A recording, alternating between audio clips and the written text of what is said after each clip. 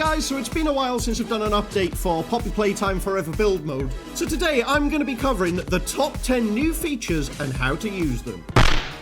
So one of the best new features that's been added is you can now select multiple objects at the same time. At the moment this only works on PC, but just to give you an example of how it works, you can select an item and then while holding left control, you can select as many items as you like. Now once you've selected them, you can move them all together, or you can even duplicate them, and that'll make building maps much quicker. Next is a feature we've been asking for a long time, and that's being able to add multiple floors. Now to do that, we go into tile mode, scroll all the way across to the right, and just here you can see there's a sloped section. So let's select that, and we're going to rotate it, and we're going to place that down. So if you take a look at the back, you can see that it slopes upwards. Now to move up to the next section, we have this elevation section down here in the bottom right.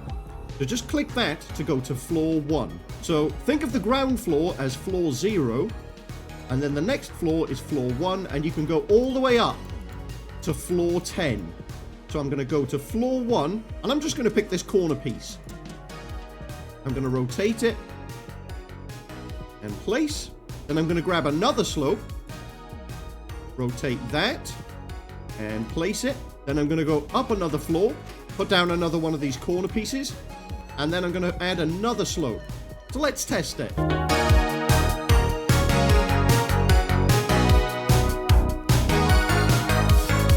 Now I'm really happy that they've added this feature because this means it's going to be a lot easier to build much bigger builds. Next up, how to use the jump pads and purple hands. So to show how this works, I've built this tiny little section here, which as you can see is too high for the player to jump up. Now this is where the purple hand and the jump pads will come in handy. Now for this example, I've made this powered.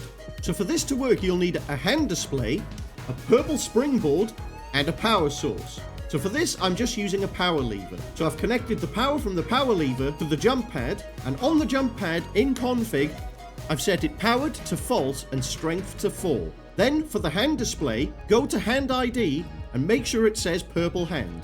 Now let's give it a test. Okay, so first of all, I'm going to grab the purple hand. But as you can see right now, it doesn't do anything because there's no power.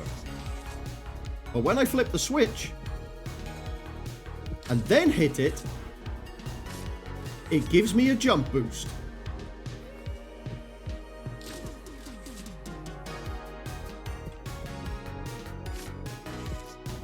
This would be really great if you wanted to make some sort of obby style map. Next up, how to chain multiple power items. So for this example, I've set up this conveyor belt system, and the way that we used to have to power it up, so we would go to the power block and we would connect up each one individually just like this. So now there's a much easier way to connect multiple devices to one power block. As you can see here, we now have these two extra options. One is auto deselect and one is show wires. Now I like to keep the show wires on so I can tell what's connected, but uncheck auto deselect, and now we can go from this green block to that one, and then next, all the way around. And now they're all connected to the same power block. Let's give it a test. This makes it a lot easier to connect multiple power devices to one power block all at the same time. Next up is lighting blocks. So to get a lighting block, go into configuration and select the light config box. As you can see for this example, I've placed down 3 with different power switches, and I've just connected them up individually.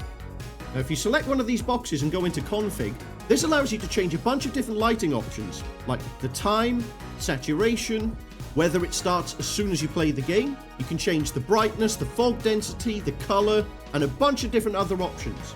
Now let's test it and I'll show you what they do. So as you can see, when you usually play a game, it's just completely dark. But if I flip this switch,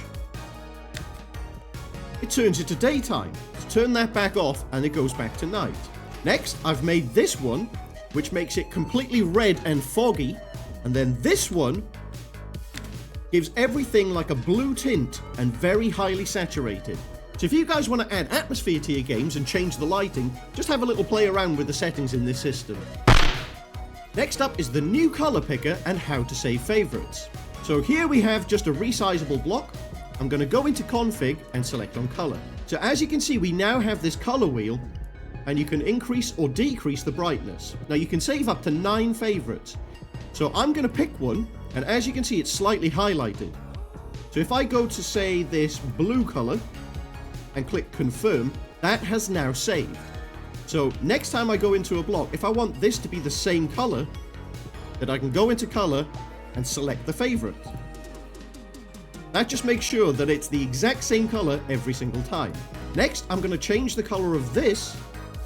I'm going to increase the brightness, and you can either use the wheel or you can use RGB, which stands for red, green, and blue.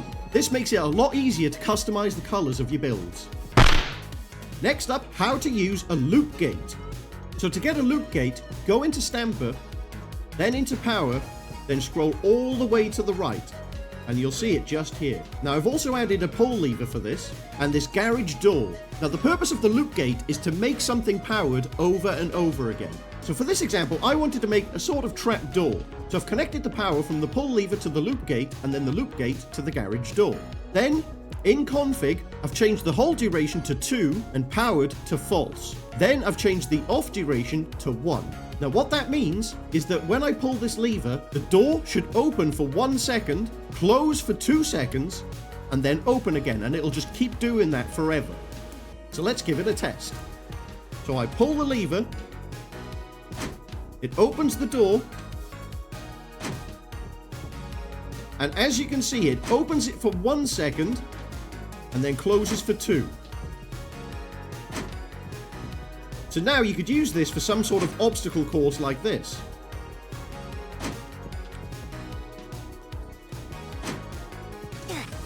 Now obviously there's loads of different ways that you could use this, so just have a little play around with it. Next up is new speaker sounds. So if you add a speaker, go into config, and you can now see audio presets. So the devs have added a bunch of new sound effects that we can choose from. Just to show you a couple of them, I've set up these touchpads and 3 different sounds. Let's give them a test.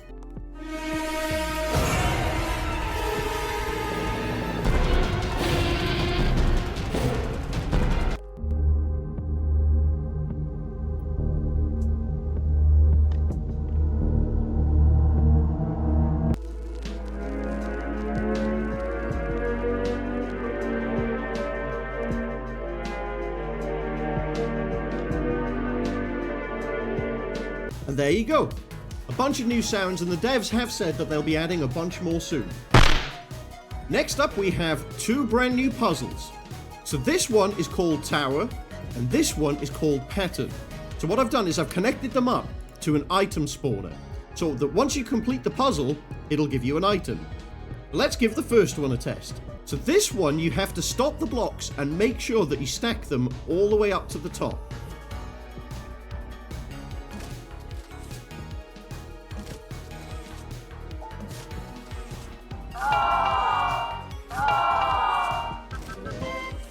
And as you can see, once you do it successfully, it gives you an item.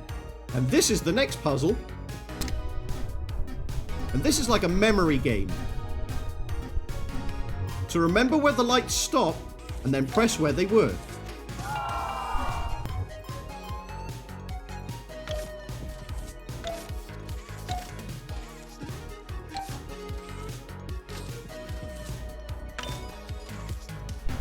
Now this one you have to do 2 rounds.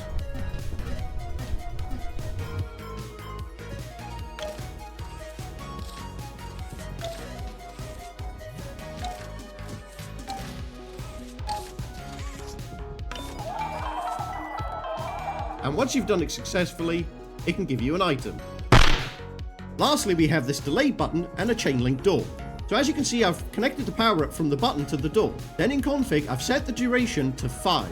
Now by default, when you activate this button, the door will open for 5 seconds and then close. So if you want to make it stay open for longer, just change the duration of the button. So now that I've added 5 seconds here, it should stay open for 10 seconds in total. Let's give it a test.